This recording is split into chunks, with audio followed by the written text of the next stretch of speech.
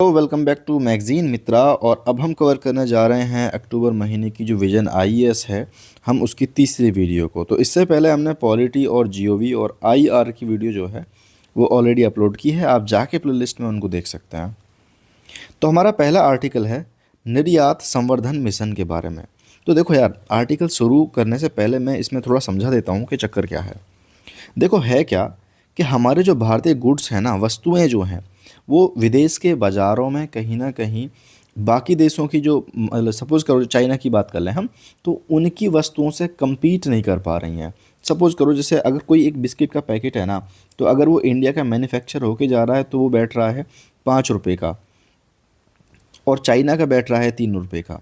क्यों हो रहा है ये? इसके पीछे बहुत सारे कारण होते हैं कि इंडिया में इंटरेस्ट कहीं ना कहीं उन्हें बहुत महंगा मिल रहा है, या लॉजिस्टिक्स की समस्या हो जा रही है, आने जाने में इतनी तेज़ी चीज़ें, या फिर कोई टैक्स वगैरह देना पड़ जा रहा है। तो होता क्या है कि हमारी चीज़ें थोड़ी महंगी हो जाती हैं, उनकी सस्ती हो जाती हैं। अब यार ये तो तुम्हें पता है ना कि कोई भी अगर कोई फॉरेन कंज्यूमर अपने मार्केट में आता है, उसे सेम प्रोडक्ट, मैं बोल रहा हूँ, रिपीट कर रहा हूँ मैं, सेम प्रोडक्ट अगर उसे दो अलग अलग कीमतों में मिलता है तो ऑब्वियस सी बात है कि वो सस्ते वाले को चुनेगा। ठीक है, तो अब हमारी सरकार का पूरा ध्यान इस चीज़ पे है कि कैसे हम ये एक्स्ट्रा जो 2 रुपये इसमें लग रहे हैं ना, इसको कैसे हम सरकार थोड़ी सब्सिडी वगैरह देके ख़त्म करे, कम करे, और इसे भी कंपटीशन के योग्य बना दे, है ना। तो हमारा ये पूरा आर्टिकल इसी पे डिपेंड करेगा कि हम कहाँ कहाँ उसको 2 रुपये को कमी कर सकते हैं, ताकि हम विदेश में, अच्छा क्यों कर रहे हैं हम इतना, ये आता होगा जो भी नए बच्चे हैं कि क्यों कर रहे हैं हम इतना। तो इसके फ़ायदे ये हैं, अगर हम किसी देश को निर्यात करते हैं सो उससे हमारे देश में ना फॉरेन करेंसी आती है, हमारा जो देश की अर्थव्यवस्था है वो बढ़ती है, निर्यात करने की संभावना बढ़ती है। जब ये सब हो रहा होता है तो कहीं ना कहीं देश के लोगों को रोज़गार भी मिलता है। ठीक है, तो ये एक मोटी मोटी बात थी जो मुझे लगा कि तुम्हें बता देनी चाहिए कवर करने से पहले। तो अब चलो शुरू करते हैं। तो सुर्खियों में क्यों रही? क्योंकि केंद्रीय जो मंत्रिमंडल है उसने शुरू किया है निर्यात संवर्धन मिशन, यानी ऐसा मिशन जिसका उद्देश्य है निर्यात को बढ़ावा देना। तो उद्देश्य क्या है समझ लें पहले इसको ही। हाँ, सबसे पहले जो आपके एमएसएमईज हैं, यानी सूक्ष्म लघु और मध्यम उद्यम हैं, उनको वहनीय व्यापार वित्त तक पहुंच उपलब्ध कराना, यानी उनको कच्चा माल लाने के लिए या एक्सपोर्ट करने के लिए जो वित्त चाहिए ना, उसकी पहुंच को कैसे हम आसान बना सकते हैं। इसके अलावा अनुपालन और प्रमाणन में सहायता के माध्यम से निर्यात तत्परता को बढ़ाना। इसके अलावा अगर जो भारतीय प्रोडक्ट मार्केट में पहुंच गए हैं, पहले तो उन्हें मार्केट तक पहुंचाना। इसके अलावा उनकी विजिबिलिटी या मार्केटिंग में सुधार करना कि भाई आपने पहुंचा तो दिए, तो हम किस तरह से उनको सबके सामने पोर्ट्रे कर पाएँ कि देखो भाई ये भारत की सामान है और बहुत ही बढ़िया है। तो आगे प्रदर्शनी वगैरह हम कराते हैं ना, मार्केट लगवा देते हैं बीच बीच में। गैर पारंपरिक जिलों और क्षेत्रों से निर्यातों को प्रोत्साहित करना, यानी ऐसे ज़िले जिनसे अब तक नहीं हो रहे थे या एक्सपोर्ट ना के बराबर थे, बहुत कम थे, उनको हम कैसे मेन स्ट्रीम में लेके आके चीज़ों को ठीक करा सकते हैं। कुछ फैक्ट हैं बिल्कुल आपको ये पता होने चाहिए। तो सबसे पहले कि इसकी घोषणा करी गई थी केंद्रीय बजट 2025-26 में। इसके अलावा इसके साथ में ही ये निर्यातकों के लिए क्रेडिट गारंटी जो स्कीम है उस पर भी काम कर रहा है, मंजूरी मिल गई है। ये क्या है? क्रेडिट गारंटी स्कीम का मतलब है कि भाई आपको एक्सपोर्ट करना है, आप टेंशन मत लो, आपकी गारंटी हम लेंगे। अगर आपके पास पैसा उठाने के लिए मार्केट से या बैंकों से कोई चीज़ नहीं है उस रखने के लिए, तो हम गारंटी ले रहे हैं इसकी। तो बैंक भी ऐसे लोगों को फिर विश्वास, क्योंकि सरकार है ना विश्वास दिलाने के लिए, तो आराम से ऋण वगैरह देगा। निर्यात संवर्धन मिशन के बारे में पढ़ लेते हैं। तो विजन तो हमारा यही है कि यार एक बड़े लेवल पे थोड़ा लचीला और हर चीज़ में डिजिटल है ना, तो डिजिटल से रूप से जो संचालित ढांचा है, ऐसा निर्यात प्रोत्साहन के लिए हम एक इंफ्रास्ट्रक्चर तैयार करें।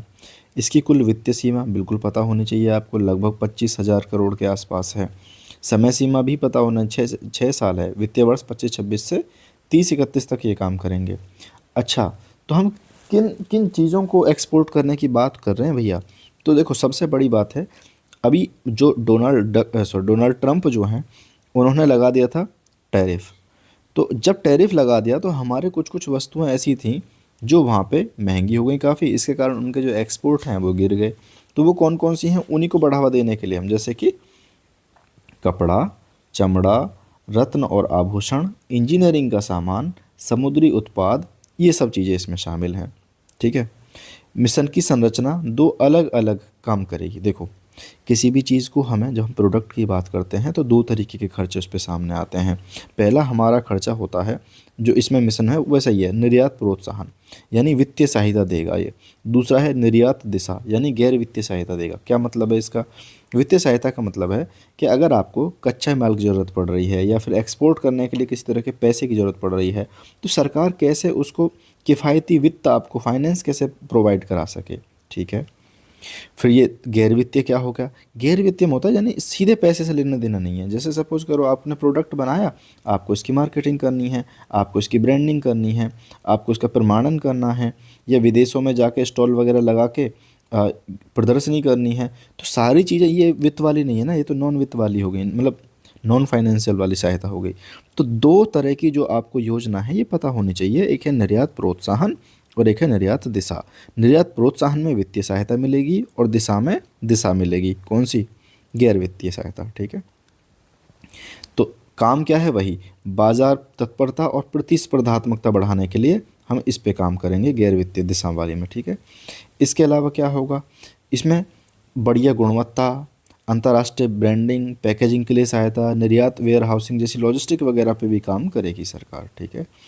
और कार्यान्वयन एजेंसी आपको याद होनी चाहिए, वो है विदेश व्यापार महानिदेशक। ठीक है। अब आते हैं हम आगे, डेटा बैंक। थोड़ा डेटा वेटा पढ़ लें। बिल्कुल। निर्यात के क्षेत्र इंपॉर्टेंट हमारे लिए क्यों है? क्योंकि ये हमारे 2024 में जब हम आंकड़े देखते हैं तो उसकी जीडीपी के 21% में हमारी भागीदारी इसी की है। दूसरी बात है, क्योंकि मैंने बताया कि निर्यात में ज़्यादातर हमारा एमएसएमईज़ का योगदान है, और एमएसएमईज़ सीधे ग्रास रूट लेवल पे कनेक्टेड होती हैं, तो बड़े लेवल पे कहीं ना कहीं 4.5 करोड़ जो लोग हैं ना, उनको डायरेक्टली और इनडायरेक्टली ये रोज़गार देने का काम कर रहा है। एमएसएमईज़ की भूमिका बिल्कुल मैं बता चुका हूँ इस पर। वैश्विक व्यापारी, देखो वैश्विक हिस्सेदारी हमारी अभी भी उस हिसाब से बहुत कम है, लगभग 2.5% ही हम व्यापार कर पा रहे हैं, है ना।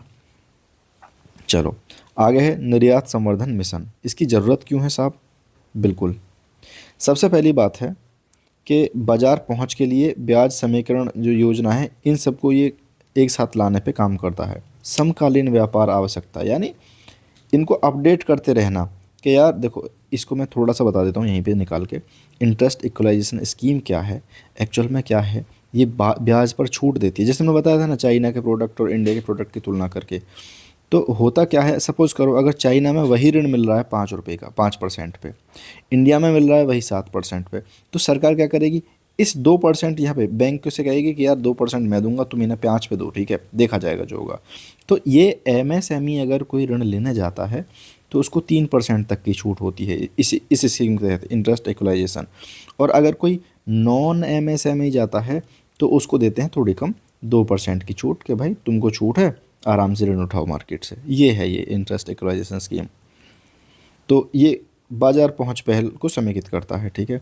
बाकी यार अगर देखो ये कंटेंट पसंद आ रहा है ना, तो इस वीडियो को लाइक कर दो, और उससे भी ज़रूरी है चैनल को सब्सक्राइब कर लो। और मेरा मतलब कोशिश रहती है कि हिंदी मीडियम में मैं करंट अफेयर को थोड़ा बहुत आसान तरीके से अपनी पूरी कोशिश करके प्रोवाइड करा सकूँ। ठीक है। बाकी अगर मेरी यार स्पीड स्लो लग रही है तो आप 2x में देखो, ऐसे 1.5x में देखो। ठीक है।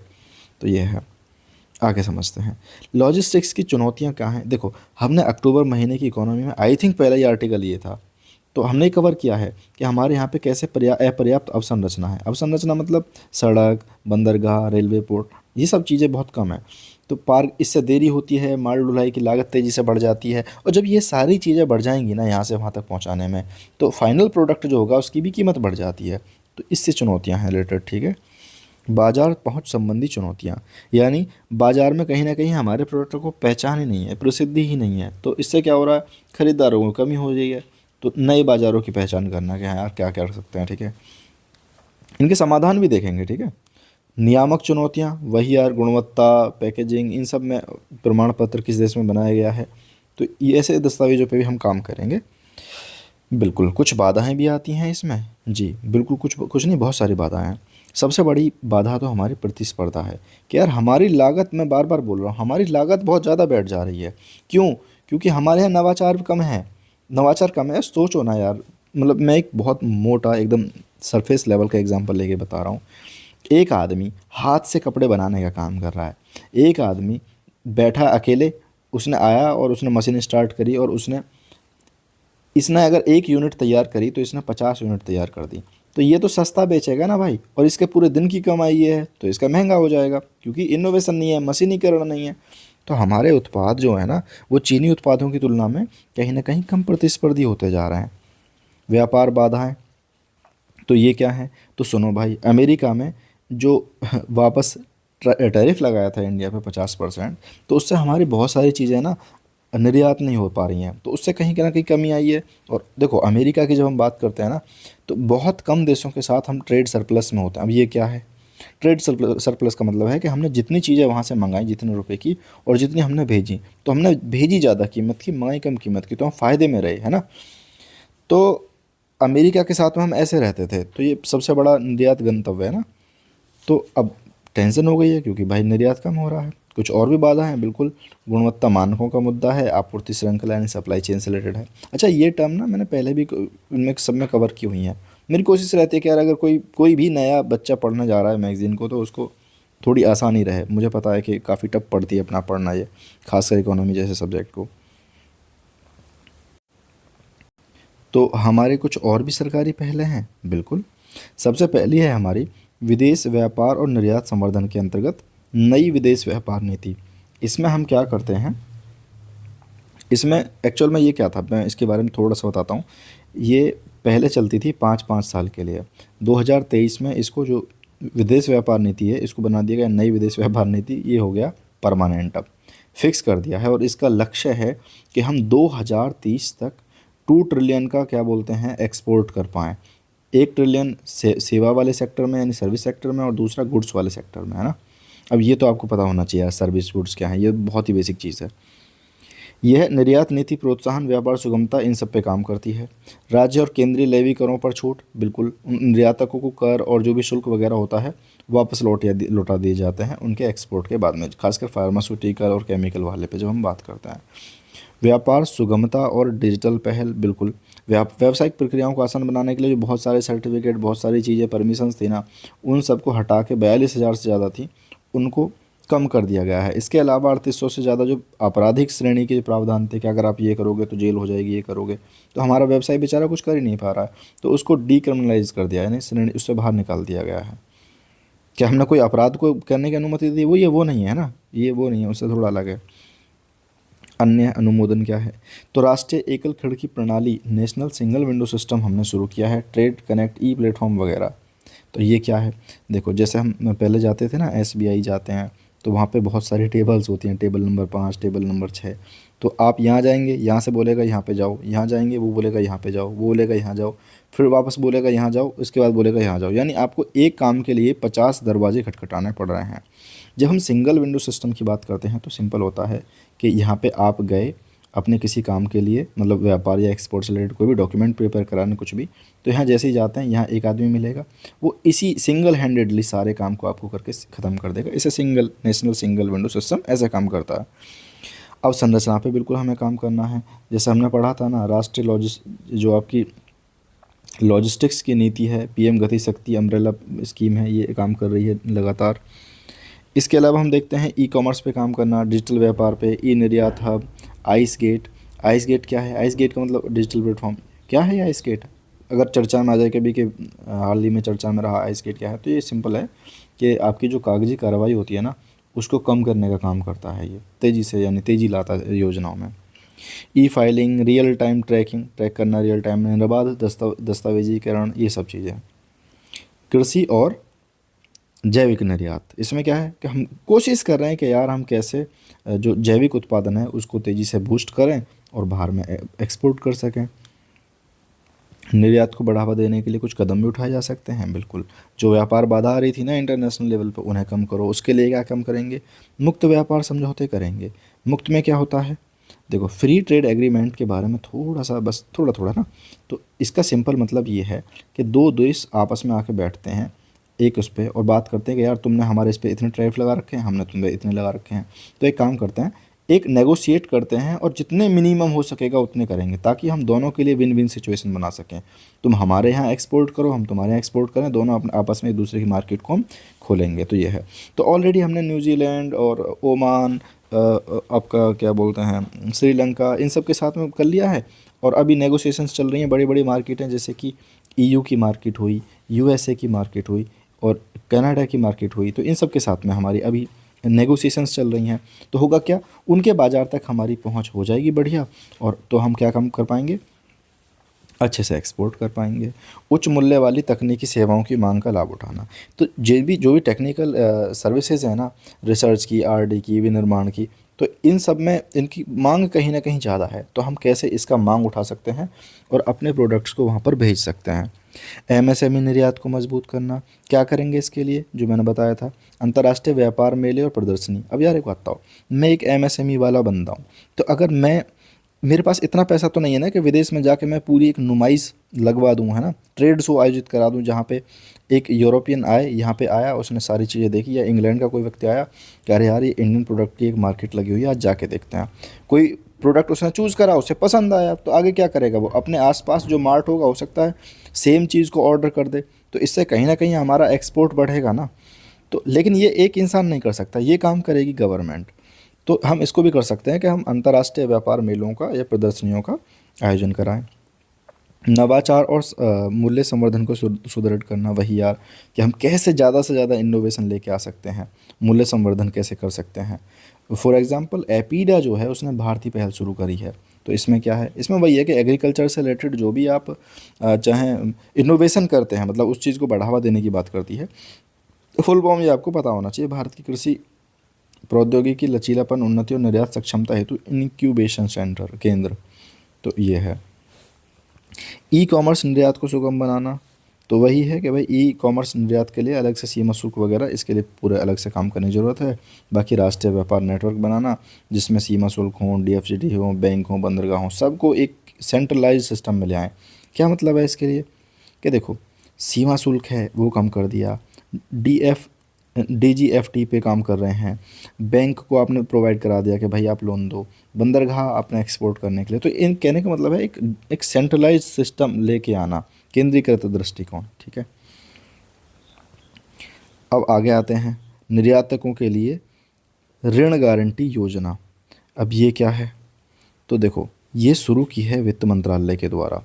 उद्देश्य क्या है इसका, उद्देश्य है तरलता बढ़ाना। तरलता मतलब क्या, पानी वानी बढ़ा रहे हैं क्या कुछ, अरे लिक्विडिटी पैसे को कहते हैं दोस्तों। तो बाजार विविधीकरण का समर्थन करना, यानी बाजार में डिफरेंट डिफरेंट चीज़ें होनी चाहिए, रोजगार को बढ़ावा देना और वैश्विक प्रतिस्पर्धा में सुधार करना। इसी के लिए इन्होंने कुल ऋण सहायता करी है, जो आपकी ये देखा, देखो इसको national credit guarantee trustee company limited, ठीक है, ये देगा ऋण 100% कवरेज, कितने, 20,000 करोड़ रुपए तक की, समपार्श्विक मुक्त। अब ये क्या हो गया भाई, मतलब हिंदी की भाषा ना आतंकवादी भाषा बना देते हैं जो मैगजीन वाले। समपार्श्विक मुक्त का मतलब होता है कि आपको कोई चीज़ गिरवी रखने की ज़रूरत नहीं है यहाँ से ऋण उठाने के लिए। तो ये इस पे काम कर रहा है, समझ गए। चलो, किसको मिलेगा ये, क्या खाली एमएसएमई को, नहीं, दोनों की तरह के लोगों को मिलेगा। इसके अलावा जो आपका कार्यान्वयन एजेंसी है इसमें एनसीजीटीसी और आपका डीएफएस है, ये काम करेगा। ठीक है, अच्छा मैं इसके बारे में थोड़ा सा बता देता हूँ ना कि होगा क्या इसमें।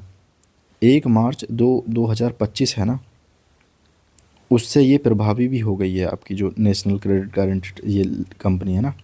तो 31 मार्च 2026 से क्या बोलते हैं तक ये काम करेगा कि भाई, या फिर जारी होने तक, तब तक ये पैसा हम कब तक भेज पाते हैं। ठीक है, तो इसका मतलब वही है कि निर्यात संवर्धन मिशन है, उसी का ही हिस्सा है। ठीक, अच्छा डीएफएस क्या है, कुछ नहीं, डिपार्टमेंट ऑफ फाइनेंशियल सर्विसेज, वित्तीय सेवा विभाग। अब अगला हमारा जो आर्टिकल है भारत में विनिर्माण को। अच्छा विनिर्माण के लिए मैं एक बात बता देता हूँ, शुरुआत में मैं ये सारी चीज़ इसलिए बताता हूँ ताकि आपको पता रहे कि भाई हम टॉपिक पे कैसे हैं। विनिर्माण का मतलब होता है एक तरह से कोई भी प्रोडक्ट ए से बी के रूप में चेंज करके उसको बेचना, है ना। तो इसको ना रोज़गार का इंजन भी कहते हैं, मतलब ये इतनी ज़रूरी है हमारी इकोनॉमी के लिए। तो समझते हैं चर्चा में क्यों है। तो नीति आयोग ने फ्रंटियर टेक्नोलॉजी हब ने, मतलब ये नीति आयोग क्या है ये, इसने भारतीय उद्योग परिसंघ और डेलोइट के साथ मिलकर 10 साल का एक रोड मैप जारी कर दिया है। डेलोइट क्या है? देखो, डेलोइट जो है एक प्रोफेशनल सर्विस नेटवर्किंग कंपनी है ना। तो ये क्या है, ये प्रोफेशनल सर्विस प्रोवाइड कराती हैं, ठीक है, अलग अलग चीज़ों को एनालिसिस कराना चीज़ों को। तो कभी कभी एक टर्म मैं यहीं पे बता दे रहा हूँ, चलो, एक टर्म है बिग फोर। कभी आ जाए ना प्रीलिम्स में कि बिग फोर क्या है, तो एक्चुअल में ये टॉप 4 कंपनी है दुनिया की, तो उनमें से ये एक कंपनी है डेलोइट। तो इन 4 कंपनियों के समूह को बोलते हैं बिग फोर, ठीक है। इसमें है तो कई है, मतलब PwC है, EY है, KPMG है। चाहो तो आप इसके बारे में डिटेल में पढ़ लेना, लेकिन मैंने बता दिया है अभी, ठीक है। लंदन की कंपनी है, वैसे लंदन में इसका ऑफिस है। रोड मैप के मुख्य बिंदु, तो मुख्य फ्रंटियर टेक्नोलॉजी के घटक कौन कौन सी चीज़ों पे काम करेंगे टेक्नोलॉजी में हम? आर्टिफिशियल इंटेलिजेंस, ये तो समझाने की जरूरत नहीं है। मशीन लर्निंग पे, एडवांस मटेरियल्स पे, डिजिटल ट्विंस पे। डिजिटल ट्विंस क्या है, सुनो, होता क्या है, सपोज़ करो, मैं कैसे समझाऊँ, हाँ, कोई एक दो एग्जांपल उठाता हूँ मैं। एक लेता हूँ हवाई जहाज़ का और एक लेता हूँ दवाई का। तो पहले इस वाले पे काम करते हैं। सपोज़ करो कि हवाई जहाज़ के इंजन, क्योंकि यार बहुत पैसा लगता है ना, ये हम कोई रॉकेट बना रहे हैं, कुछ भी बना रहे हैं, बहुत ज़्यादा पैसा लगता है इस सबको मतलब समझने में, डेटा का अध्ययन करने में, कैसे काम करेगा कैसे नहीं। तो होता क्या है, हम इनके ना एक मॉडल तैयार कर लेते हैं। 3D मॉडल तैयार हमने कर लिए, तो उसके बाद में होगा क्या, इस मॉडल को हम डेटा में डालेंगे कि भाई, मतलब ये पूरा आभासी है, ये नकली है। तो इसमें हम टेम्परेचर करते हैं कि अगर हम टेम्परेचर को इतना करें तो इस पे क्या इफेक्ट पड़ेगा, टेम्परेचर कम कर दें तो इसके इंजन पे क्या इफेक्ट पड़ेगा, अगर हम लो प्रेशर में कराएंगे तो इसके इंजन पे क्या। तो इससे क्या है, हम चीज़ों की स्टडी भी कर पा रहे हैं और हमें अलग से कोई खर्चा भी नहीं करना पड़ रहा, समझ रहे हो। वरना तो पता चला हमने पहले एक हवाई जहाज बनाया, ऊपर उड़ाया, ब्लास्ट हो गया, पैसा खर्च हो गया यार इतना सारा। तो ये सब काम हम कर लेते हैं 3D मॉडल में, है ना, उनका एक वर्चुअल इमेज बना करके, ठीक है। ऐसी सी हम दवाई के साथ में, कि दवाई के अंदर कौन से इंग्रेडिएंट को कितनी मात्रा में डाला जाए कि आदमी के शरीर को नुकसान ना पहुंचे। अब किसी आदमी को खिला के टेस्ट करोगे, हो जाएगी यार फूड पॉइजनिंग, या कोई जहर वहर बन जाएगा, मर जाएगा। तो सिंपल है, उनको हम मॉडल्स के अंदर टेस्ट करते हैं चीज़ों को, है ना, रोबोटिक्स। रोड मैप की प्रमुख विशेषताएं क्या हैं? तो देखो यार, इसने 13 प्राथमिक वाले विनिर्माण क्षेत्रों की पहचान करी है, 13, ये याद रखना, ठीक है। तो कौन कौन से हैं इसमें? इसमें इलेक्ट्रॉनिक्स भी है, सेमीकंडक्टर भी है, फार्मास्यूटिकल भी है, ग्रीन एनर्जी भी है। ओके, फ्रंटियर प्रौद्योगिकी के एकीकरण कैसे कर रहे हैं? तो आर्टिफिशियल इंटेलिजेंस और मशीन लर्निंग का प्रयोग करेंगे हम क्वालिटी कंट्रोल में, प्रक्रिया अनुकूल में, पूर्व अनुमानित रख रखाव के अंदर। डिजिटल ट्विंस का यूज़ करेंगे रियल टाइम फैक्ट्री परिवेश का अनुकरण करने में, रियल टाइम में हम पता चल पाए फैक्ट्री परिवेश को कि कैसे कहाँ पे कैसी चीज़ें होंगी। बाकी उन्नत सामग्री का यूज़ करेंगे उत्पादन के प्रदर्शन में और संधारणीयता को बढ़ाने में, और रोबोटिक्स और ऑटोमेशन का यूज़ करेंगे उत्पादकता बढ़ाने में, एक्यूरेसी बढ़ाने में, सुरक्षा में सुधार के लिए, ठीक है।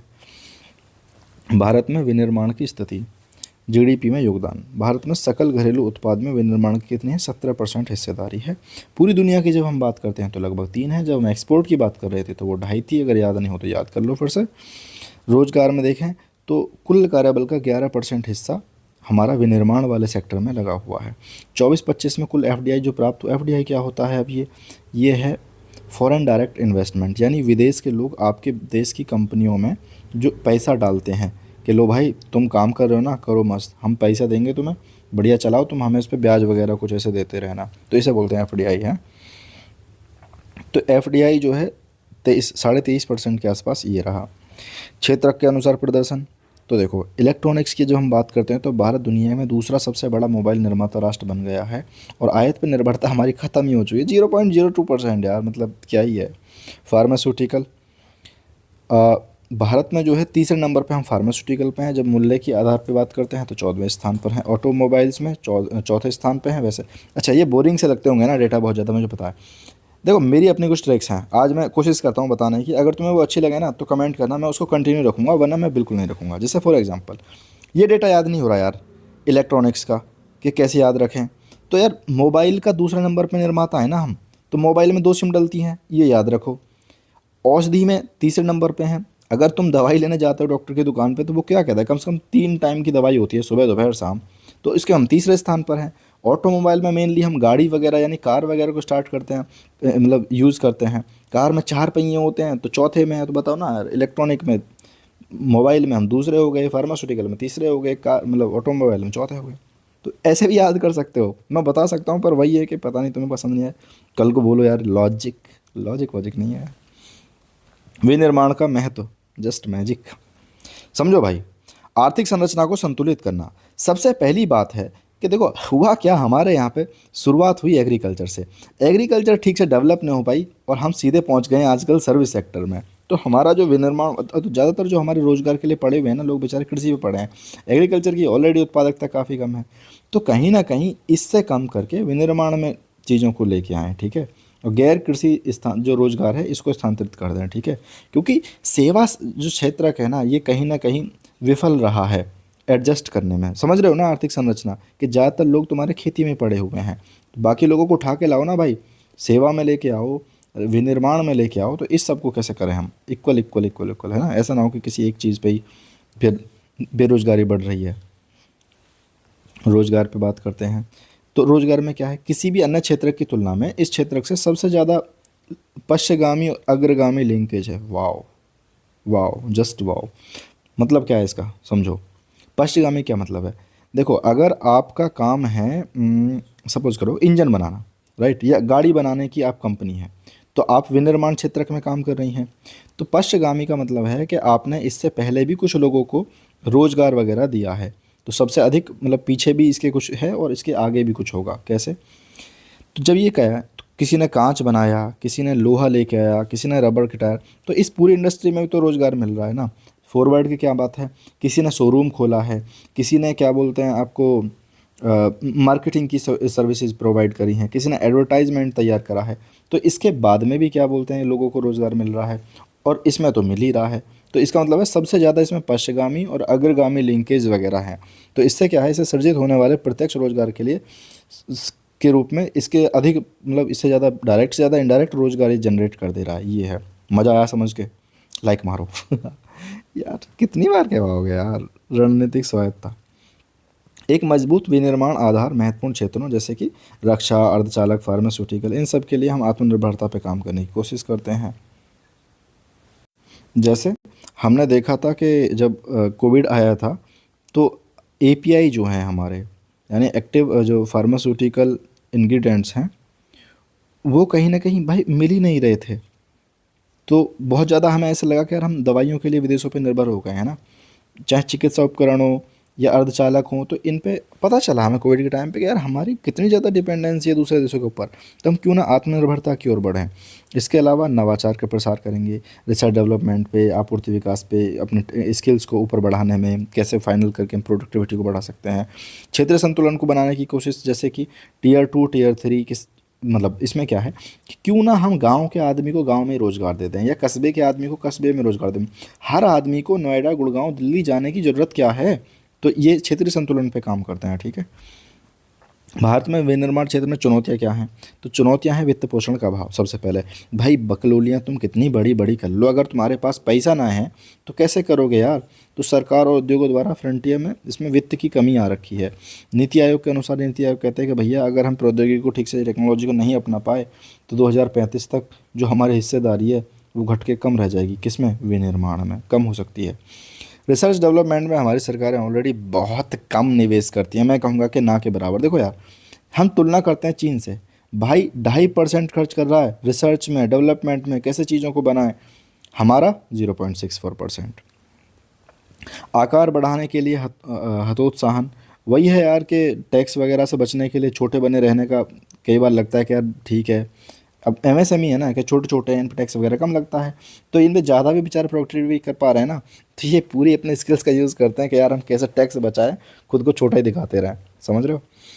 तो विनिर्माण उत्पादन का लगभग 35% एमएसएमईज के पास में ही है। और सेवा असंतुलन हो रखा है इससे, क्योंकि जीडीपी में जो सेवाओं की हिस्सेदारी है वो 55% है, बाकी विनिर्माण वगैरह चल नहीं रहा। सेवा वगैरह तुम जानते हो ना क्या, सेवा मतलब सर्विसेज, किसी वस्तु को कोई खरीद बेच नहीं रहे, सर्विसेज दे रहे हैं। जैसे मैं तुम्हें सर्विस दे रहा हूँ, पढ़ा रहा हूँ, उसके बदले में क्या कुछ नहीं दे रहा है अभी तो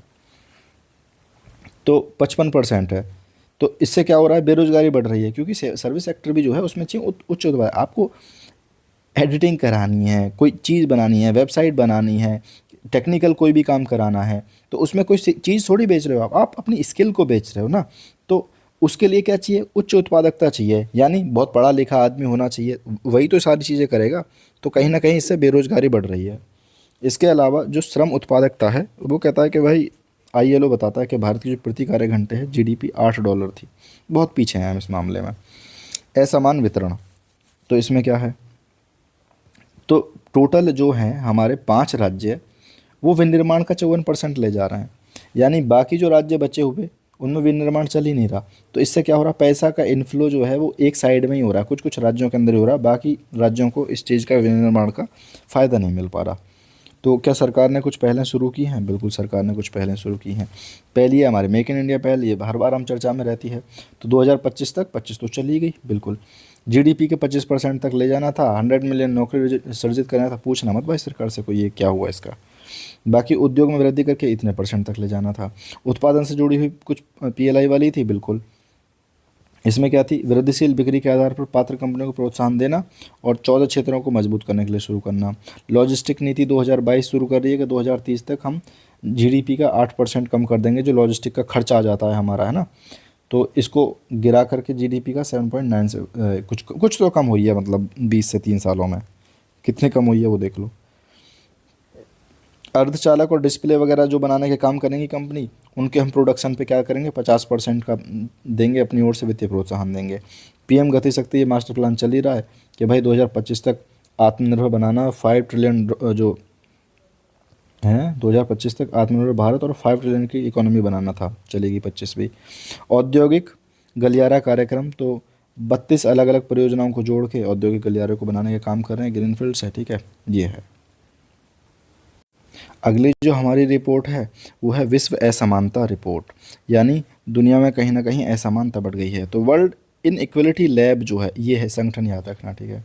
वर्ल्ड इनइक्वलिटी लैब जो है, इसने विश्व असमानता रिपोर्ट जारी करी है 2026। तो इसके कुछ प्रमुख बिंदु, बिल्कुल देखो यार, ये रिपोर्ट कमाल की है। प्रीलिम्स में कितनी काम आएगी मैं नहीं कह सकता, गारंटी नहीं है। मेंस में काम आ सकती है बिल्कुल, जो सोसाइटी वाले में है ना, कहीं ना कहीं। देखो, वैश्विक जनसंख्या के लगभग, मतलब गरीबी वाले में काम आएगी, सोसाइटी में नहीं, कहीं भी यूज़ कर लो, टैलेंट के ऊपर बात है। वैश्विक जनसंख्या के 10% लोगों के पास दुनिया का 75% पैसा है। यानी मान के चलो, अगर दुनिया में 100 लोग हैं और दुनिया में 100 ही रुपये हैं, तो 10 लोगों के पास में हैं इस समय 75 रुपये, और बाकी जो बचे हुए 90 लोग हैं ना, उनके पास में है वो 25 रुपये। ये दुनिया में असमानता का स्तर चल रहा है। इसके अलावा जो 50% लोग हैं उनके पास केवल 2 रुपये हैं, यानी 50 लोगों में भी 2 रुपये ही हैं उनके पास में। तो ये गरीबी का लेवल है। आय का स्तर वही, दुनिया में जो आय सृजित करने वाले टॉप 10 है ना, मतलब 10% की आय जो है, बेचारे 90% की संयुक्त आय से भी अधिक है। इसके अलावा बात करते हैं कि सबसे ज़्यादा निर्धन जो हैं, आधे हिस्से को कुल 10% से भी कम प्राप्त कर पा रहे हैं। अब देखो, एक तो इन लोगों के, मतलब मैं हंस नहीं रहा यार, मैं मतलब बता रहा हूँ, एक तो अजीब सी बात है, देखने वाली बात है कि क्या खेला हो रहा है, इस पे हंसी आ रही है। जो पैसा है ना, वो तो 10% के पास में 75% है, पर यही 10% नुकसान कर रहे हैं जलवायु को, और इनको भुगतना पड़ रहा है उन गरीबों को। देखो कैसे, अत्यधिक असमानता। वैश्विक जनसंख्या का सबसे निर्धन हिस्सा लगभग कार्बन, ये 3% के आसपास कार्बन उत्सर्जन कर रहा है, ठीक है, जो निर्धन हिस्सा है। धनी जो 10% है वो इसके 77% के लिए जिम्मेदार हैं। ये वही हैं जो COP21, 22 और IFCCC इन सब में जाता है ना, चाय समोसे पेलने, तो ये लोग 7% करने का जिम्मेदार हैं। जोखिम का असमान वितरण, वही है यार, जोखिम किन पे ज़्यादा आता है, जो बेचारे निम्न आय वाले देश हैं, ये सब ज़्यादा आपदा वगैरह को झेल रहे हैं, ठीक है। थोड़ा इसके आगे हमारा प्रणालीगत वैश्विक असमानता, तो अत्यधिक विशेषाधिकार हैं। अमीर लोग जो हैं वो कहीं ना कहीं अर्थव्यवस्था सस्ता उधार लेते हैं और विदेशी निवेश पे ऊंचा रिटर्न प्राप्त कर लेते हैं, तो इससे इनको पैसे बनाने की चीज़ें बढ़ रही हैं। बाकी गरीबों को कौन उधार दे रहा है। धन हस्तांतरण क्या है कि इस प्रणाली से निर्धन देशों से अमीर देशों के प्रतिवर्ष GDP का 1% हस्तांतरण हो जाता है, मोटी मोटी नौकरियों में या जैसे भी सर्विसेज में। तो ये कुल जो वैश्विक वित्त विकास सहायता राशि है, इसका 3 गुना है। थोड़ा इसको समझ लेते हैं भाई। मापन, ये इंपॉर्टेंट है, यहाँ से ये प्रीलिम्स के लिए ये इंपॉर्टेंट हो सकता है बिल्कुल। तो असमानता का मापन, तो इसके लिए यूज़ करते हैं हम गिनी इंडेक्स को। है क्या ये, तो ये है गिनी सूचकांक, मापता है कि अर्थव्यवस्था के भीतर कितना हमारे, मतलब अमीर से अमीर में और गरीब के बीच में कितना गैप आया है। तो इसे हम बोलते हैं लॉरेंज वक्र। चलो मैं थोड़ा सा बता ही देता हूँ इसे करके ना। देखो ऐसे करके चीज़ें होती हैं, ये पर कैपिटा इनकम होती है, और ये आपकी अब देखो यहाँ से किसी भी ग्राफ में इसका मतलब ये होता है, जब हम इसको देखते हैं कि 10% लोग हैं तो उनके पास 10% रुपया है, 5% लोग हैं तो 5% उनकी पर कैपिटा इनकम। तो कहने का मतलब है ये हो गया इक्वल वाला। लेकिन गिनी सूचकांक में क्या होता है, ये कर्व ऐसे टाइप होता है, झुका हुआ होता है, यानी ये बढ़ता जा रहा है। तो ये जो जितना भी आपका वक्र वाला एरिया है ना, जितना ये ज़्यादा क्षेत्रफल होगा इतना ही गरीब और अमीर के बीच में असमानता होगी। ठीक है, ये समझो, ये है लॉरेंज वक्र आपका। तो समझो 0 से 100% के बीच में होता है। तो ये बताता है किस किस प्रकार से चीज़ें हैं। 0 का मतलब है पूर्ण समानता यानी ये, और 100 का मतलब है कि पूर्ण असमानता। ठीक, यानी पूरी आय एक व्यक्ति के पास में। ऐसा ही सेम कुजनेट्स अनुपात है, तो ये भी निचले वर्ग और गरीब लोगों की जो बीच की आय का अंतर है उसको बताता है। और इसमें क्या है, ये भी जितना ज़्यादा होगा उतनी ही असमानता दिखोगी। और इसके हम यूज़ करते हैं पाल्मा जो रेशो है कुजनेट का ही तरह। ठीक है, तो इसमें क्या है, इसको मैं बताता हूँ थोड़ा सा। ये उल्टे यू की तरह कर्व बनाता है। ठीक है, इसका मतलब होता है कि जब भी कोई किसी देश में अभी औद्योगिकरण स्टार्ट हुआ है तो वो धीरे धीरे बढ़ेगा और असमानता बढ़ेगी। असमानता क्यों बढ़ेगी, उद्योगों में पैसा लगा होगा अमीरों का, तो पैसा उनके पास आ रहा है ना, लेकिन एक समय के बाद में ये चीज़ें कम होती चली जाती हैं। तो ये बताता है उल्टे यू की तरह से ग्राफ होता है, याद रखना है ना। तो ये कहीं ना कहीं कुछ कुजनेटिस बताता है कि कहीं ना कहीं अभी जो है ये कंट्री औद्योगिकरण के प्रोसेस में है। भारत के बारे में आते हैं हम। उच्च आय, अब जब पूरी दुनिया की देख लो तो भारत की देख लो, तो भारत में भी कुछ हालत बहुत अच्छी नहीं है। जो टॉप 10 लोग हैं उनके पास में 58% जो पैसा लेके बैठे हैं, जबकि 50% जो बेचारे लोग हैं गरीब, उनके पास केवल 15% है। इसके अलावा जब हम बात करते हैं सबसे अमीर 10% जो लोग हैं, वो राष्ट्रीय संपत्ति का 65% हिस्सा रखते हैं अपने पास में, जबकि 1% लोग जो हैं, टोटल 1% जो हैं 40% लेके बैठे हैं। समझे आप, बाकी 9% के पास इतना कम है। तो यही है यार, लैंगिक अंतराल बिल्कुल बहुत ज़्यादा है, क्योंकि हमारे यहाँ पे महिला जो श्रम बल भागीदारी है वो बहुत कम है, 15% के आसपास है। जब हम पिछले 10 साल के आंकड़े उठा के देखते हैं तो हमें कोई बहुत ज़्यादा सुधार नहीं दिख रहा है। उच्च असमानता के परिणाम क्या होगा, इससे होगा ये कि देखो आपकी जो आर्थिक, जो अभी हम जब बात कर रहे हैं ना कि 5 ट्रिलियन इकोनॉमी और 30 ट्रिलियन इकोनॉमी, तो जब आप यार असमानता कर दोगे क्रिएट, तो होगा क्या, लोगों के पास में ना तो स्वास्थ्य वाली चीज़ें होंगी, पोषण, शिक्षा, शिक्षा वगैरह कुछ मिल नहीं पाएंगी। तो जब प्रतिभा ही नहीं पूरी ठीक से विकसित हो पाएगी तो भाई प्रदर्शन कैसे करेगी, आर्थिक प्रदर्शन कैसे करोगी। मतलब तुम क्या कर रहे हो, गरीबों के कंधों पे रख के आर्थिक इकोनॉमी की जंग जीतने की बात कर रहे हो। फॉर एग्जांपल जैसे नेशनल फैमिली हेल्थ सर्विस जो सर्वे आया था उसको बताता है कि यार जब एनीमिया हो जाता है कार्यबल में तो इसकी भागीदारी को प्रभावित करती है। बिल्कुल ना यार, एनीमिया होगा, तुम्हें कमजोरी होगी, मानसिक थकान होगी। अब जब ये सारी चीज़ें हो रही होंगी तो तुम काम कैसे करोगे, और काम नहीं करोगे तो इकोनॉमी बूस्ट कैसे करेगी तुम्हारी।